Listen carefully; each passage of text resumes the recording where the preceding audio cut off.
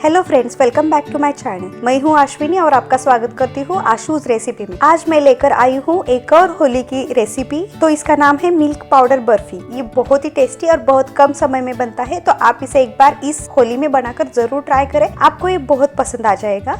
तो चलिए अब टेस्टी और झटपट बनने वाली मिल्क पाउडर बर्फी को बनाना शुरू कर देते हैं। मैंने यहाँ पे लिया है 1.5 कप मिल्क पाउडर। मैंने यहाँ पे मेजरिंग कप से मेजर किया है, आप चाहे तो कोई भी कटोरी से मेजर कर सकते हैं। इसके बाद मैंने यहाँ पे लिया है 3/4 कप दूध, साथ में ही लिया है थोड़े से रोज पेटल्स, और यहाँ पे मैंने लिया है 3 से 4 बड़े चम्मच घी।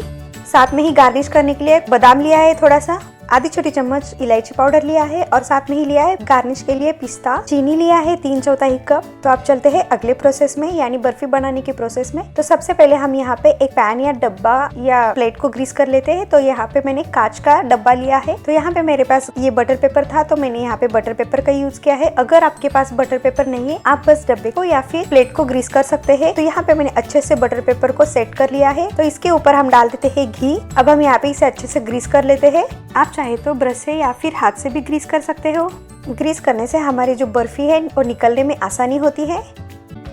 तो यहाँ पे मैंने इसे अच्छे से ग्रीस कर लिया है। हम इसे साइड में रख देते हैं ताकि इसमें बर्फी का मिक्सचर बनने के बाद तुरंत डाल सके। तो अब हम इसे साइड में रख देते हैं। अब चलते हैं अगले प्रोसेस में।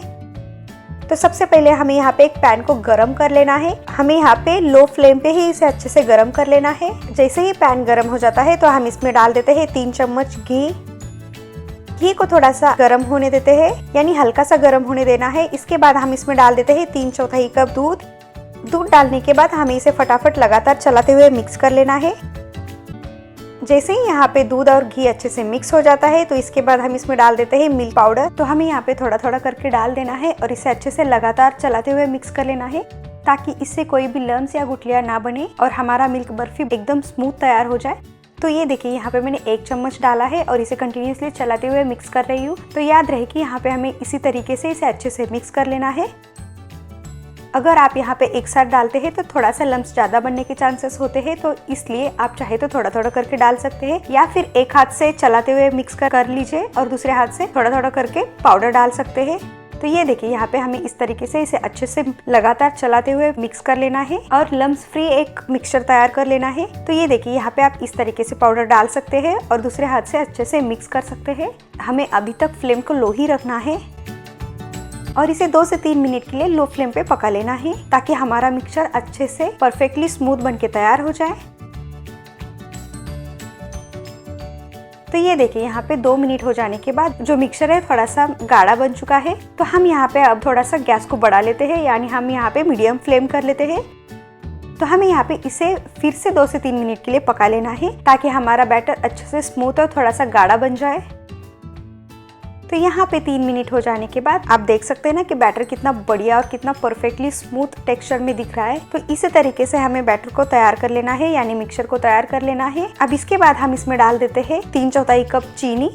आप चाहे तो कंडेंस मिल्क का भी यूज कर सकते हैं, और साथ में ही डाल देते हैं इलायची पाउडर। यहाँ पे मैंने आधी छोटी चम्मच डाल दिया है। अगर आपको पसंद नहीं है तो आप यहाँ पे टोटली स्किप कर सकते हैं, लेकिन अगर आप इसमें इलायची पाउडर डाल देते हैं तो एक बढ़िया सा टेस्ट और खुशबू आता है। अब हम इन दोनों चीजों को अच्छे से मिक्स कर लेते हैं। चीनी डालने के बाद ये थोड़ा सा पतला होता है, तो हमें यहाँ पे 4 से 6 मिनट के लिए लो मीडियम फ्लेम पे पका लेना है।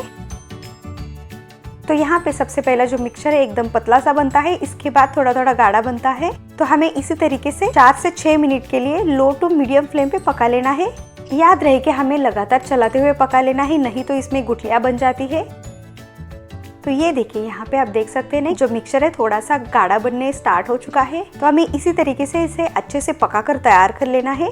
तो ये देखिए, यहाँ पे जो मिक्सचर है दिखने में कितना बढ़िया, कितना क्रीमी और स्मूथ दिखने लगा है। अगर आपको इलायची का फ्लेवर पसंद नहीं है तो आप इसमें रोज वाटर डाल सकते हैं, या फिर आपको जो भी फ्लेवर्स पसंद है आप उसका एसेंस डाल सकते हैं। तो ये देखिए, यहाँ पे 5 मिनट हो जाने के बाद जो मिक्सचर है हमारा गाढ़ा बन चुका है। हमें इसे तब तक पकाना है जब तक ये जो मिक्सचर है पैन से सेपरेट हो जाए। तो यहाँ पे हमें फिर से 1-2 मिनट के लिए इसे पका लेना है। तो आप इस तरीके से बर्फी बनाओगे तो आपको बहुत पसंद आ जाएगा और ये बहुत ही टेस्टी लगता है। तो ये देखिए, यहाँ पे जो हमारा मिक्सचर है वो अच्छे से पक चुका है और दिखने में भी एकदम परफेक्टली क्रीमी सा टेक्सचर बन के तैयार है।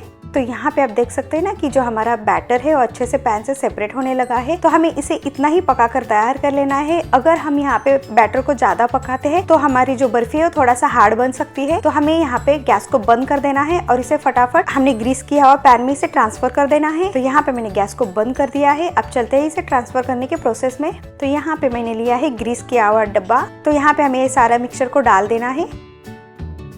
तो ये देखिए यहाँ पे हमें इस तरीके से डाल देना है। अब इसके बाद हम इसे अच्छे से इवनली स्प्रेड कर देते हैं ताकि हमारी बर्फी दिखने में और निकलने में एकदम परफेक्टली एक जैसी निकले।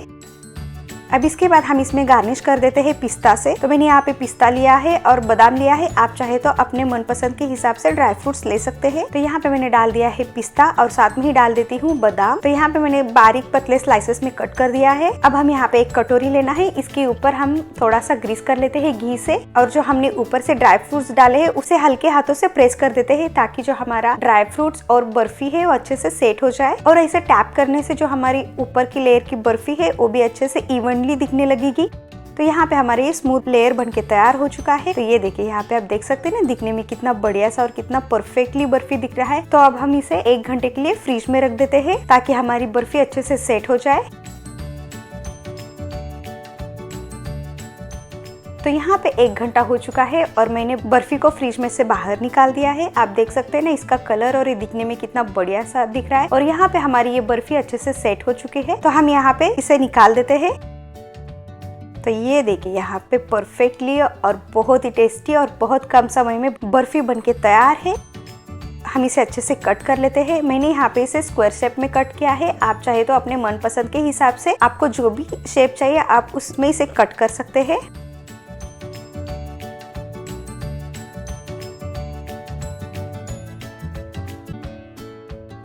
तो ये देखिए यहाँ पे मैंने इस तरीके से स्क्वायर शेप में बर्फी को अच्छे से कट कर लिया है। तो यहाँ पे आप देख सकते हैं ना कि कट हो जाने के बाद बर्फी दिखने में कितना परफेक्टली और कितना बढ़िया सा दिखने लगा है। दिख रहा है ना एकदम बाजार जैसा बर्फी। तो यहाँ पे ये बर्फी बहुत ही टेस्टी लगता है। तो आप इसे एक बार बनाकर जरूर ट्राई करें।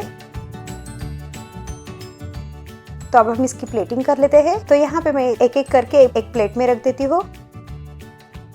तो यहाँ पे मैंने ये बर्फी को अच्छे से रख दिया है।